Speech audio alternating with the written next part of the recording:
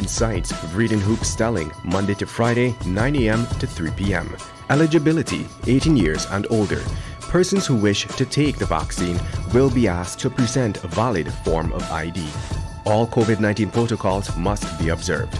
A message from the Ministry of Health.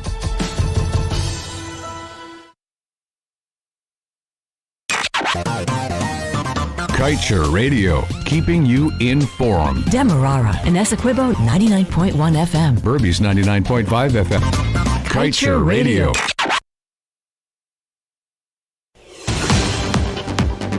Good evening. Welcome to this evening's newscast in Kaieteur Radio. Kevin Smith here. Let's get to the news in detail. Even though there are countries around the world which take on the burden of paying the income taxes of oil companies, it only occurs when the nation's laws allow for it. However, this is not the case in Guyana. According to the 2016 production sharing agreement governing the Stabroek Block, Guyana has agreed to pay the income taxes for ExxonMobil, Hess, and CNOOC, even though the nation's laws do not allow for this to occur. Upon highlighting this major illegality in his recent writings, chartered accountant and attorney-at-law Christopher Ram categorically stated that the PPPC government must decide if it will stand on the side of the country or the oil companies. He stressed that it is unpatriotic for the country to be paying the taxes of these oil companies when the law makes no provision for this to occur. Ram therefore concluded that former Finance Minister Winston Jordan went beyond his powers to extend concessions to persons who do not hold licenses or agreements that are in agreement with the law of the land.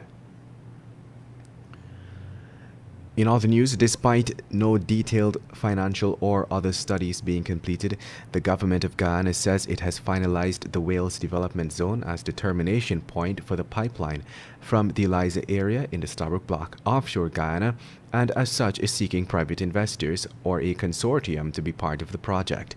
This is according to an expression of interest or an EOI advertised by the Ministry of Natural Resources, which said in the invitation that it is calling for joint participation in the proposed gas to shore project with the government and ESSO. According to the advertised EOI, the government and ESSO are looking for partners in designing or utilizing the outputs from the natural gas liquids or liquefied petroleum gas facility and other related facilities. This includes, according to the ministry, design, construction, and financing of a power plant fueled by natural gas, where the power will be delivered into GPL's distribution grid. And moving on, a senior fuel inspector attached to the Guyana Energy Agency has been caught on a taped recording directing a client looking to purchase a large quantity of fuel to not use his preferred choice. Instead, the inspector lobbied for the fuel to be purchased from another dealer. The dealer that was being recommended by the GEA inspector, according to sources close to the transaction, does not have a license or import fuel nor resell. GEA, which has jurisdiction over the issuance of the different classes of fuel licenses used in Guyana, such as transport, and sales, has been recently embroiled in controversy over the issuance of fuel licenses to companies not meeting the legal requirements.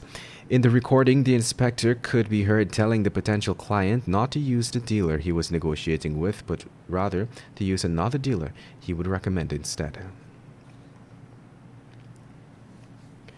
And now let's tell you, even as more individuals come forward to tell their stories of being brazenly robbed in the Stabroek Market area, some eyewitnesses have related that the bandits would also assault the vendors for warning potential victims.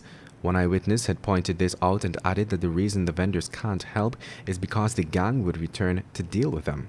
The eyewitness went on to say that they had seen a female vendor trying to signal a man that he was about to be robbed. The would-be robber returned and slapped her 2 times. Other eyewitnesses said that robbers would also target and victimize the vendors if they tried to prevent such robberies from occurring. Agreeing with the eyewitnesses that vendors are forced to turn a blind eye to the brazen acts of robbery taking place in the area, 2 more victims decided to share their stories of being robbed in the presence of multiple onlookers. Get the full details in today's Kaieteur News.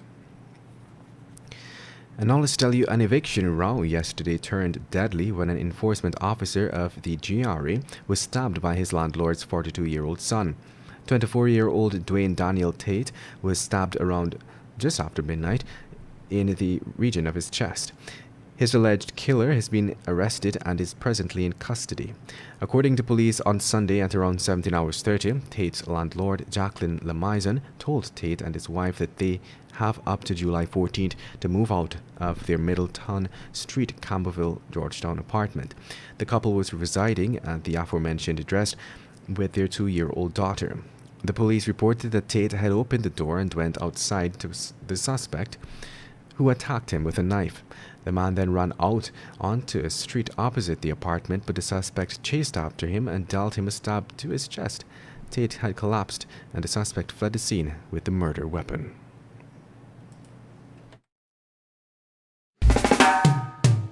And that's the news of the moment. Remember to get the full details of these stories, pick up a copy of the Kaieteur News. And don't forget, you can catch us on the MyTuner app as well as the Radio Garden app. You can also keep up to date by liking our Facebook page at Kaieteur Radio and subscribing to our YouTube channel.